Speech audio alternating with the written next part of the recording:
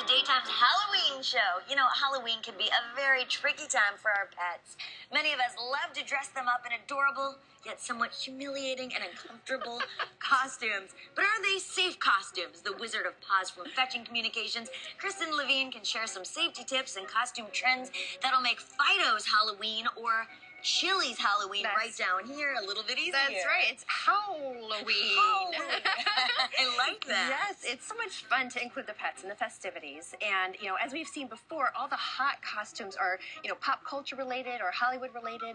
And I've already judged 2 costume contests this week. And the big winners were like the Lady Gaga dog and the Jersey Shore dog. It translates then from human costumes to pet costumes as well. Yes, what's popular for us is popular for them too. But sometimes with the pets, you know, too much of a costume is very cumbersome for them. I think the very first thing you have to recognize is your pet going to be a willing participant? You don't want to make them miserable. Right.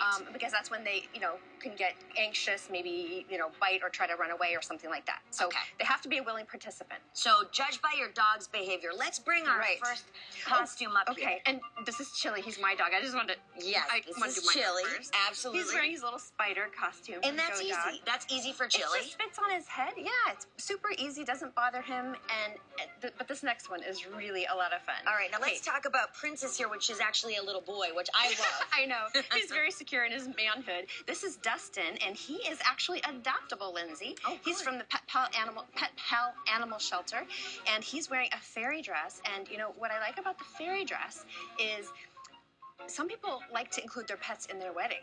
And so this could double as a wedding dress. I am so sorry. I called you a princess. You're actually a fairy. Fairy prince. Fairy prince. I love that. Thank you so much. He's only 3 months old, looking for a home. Yep, and so you can adopt him, too. We'll have that information on our website. Now we have our groovy cats and dogs model, Diego. Now, what is Diego exactly? Is wearing a Barkenstein outfit.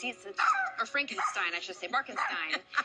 He's very scary, as you can see. Yes, he's now this is a willing participant because see his outfit, you know, his legs go through it, and he's got a little hat. So obviously Diego is used to getting dressed up, and he enjoys it. So if you have any questions, you can bring a couple of costumes home, dress up your dogs, and then see what and you definitely want to try them on ahead of time before you actually go to your event. Thank you. All right, let's bring this next. Now here is more of a tutu ballerina. Yes. This is more of a princess costume. This is Ellie, the schnoodle.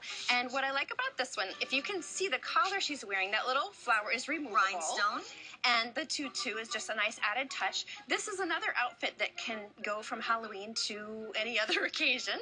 Okay. And it's simple, too. Very simple. Thank you so much. This is another simple costume on this. You are right here. This is our second Downtown Dogs model, Max. But Max is wearing a hat. That's the big issue. Can dogs deal with hats? Well, as you can see, he's dealing with it well, just like Chilly's dealing with his spider hat.